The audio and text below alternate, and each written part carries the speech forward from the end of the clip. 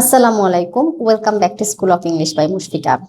Preposition at এবং to কোথায় কখন হবে আমরা একটু কনফিউজড হয়ে যাই অনেক সময়।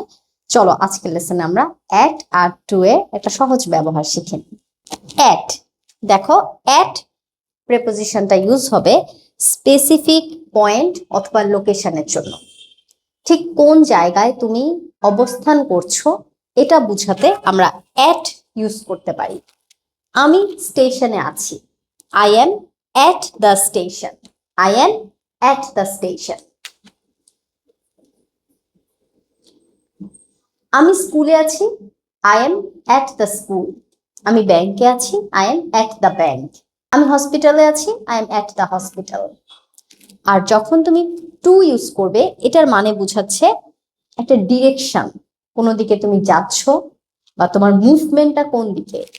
I am going to the station, আমি স্টেশনে যাচ্ছি। দেখো এখানে একটা সাইন দেওয়া হয়েছে যে তুমি কোনো একটা দিকে যাচ্ছ, এই মুভমেন্টটা টু দিয়ে প্রকাশ করবে।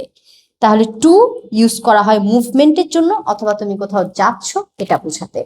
তাহলে যেই বাক্যে তুমি বলছো I am at the station সেটা বোঝায় আমি স্টেশনে আছি, আর যে বাক্যে বলছো I am going to the station সেখানে বোঝাচ্ছে আমি স্টেশনের দিকে যাচ্ছি।